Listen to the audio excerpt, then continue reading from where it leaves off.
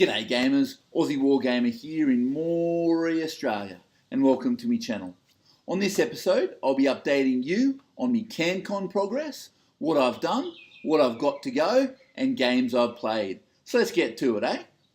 Well, it's been a minute since I last posted a video, and I got a bunch done in that time. I've finished all my Dryads, which I'm pretty happy with. 10 of the 30 are coming out of trees in some manner, and most of them have clump foliage on the top. I also finished the last 10 archers, so all 20 of them are done now. It was hard work trying to get them to look different with monopose minis that only offer 2 different poses.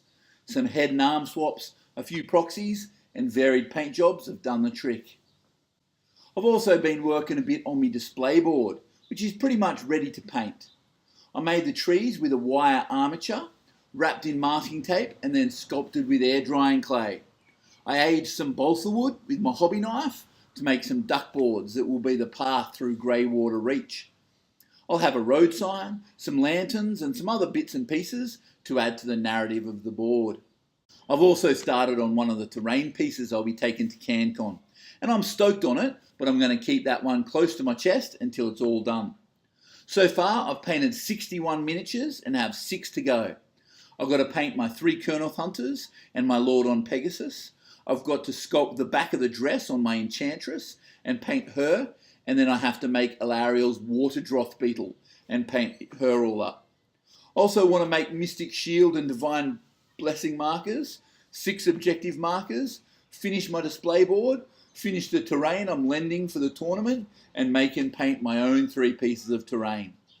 I've got 4 weeks to get all that done. It's going to be tight, but as always, I'm having an absolute blast doing it. I only got 1 game in since the last episode with a Legions of Sacrament list with Arcan, 3 units of 40 skeletons, 2 units of 10 Black Knights, a Necromancer and a Vampire Lord. We played better part of Valor in Shamon. My opponent went first and managed to kill my 2 units of archers and burn 2 of the objectives in my own territory. He did leave Arcan open for a charge though, and my Grail Knights managed to get in and charge him, killing him in 1 round of combat.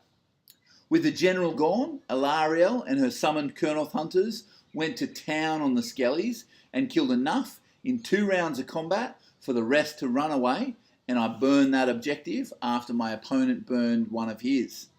So the score was 5-3 in his favour.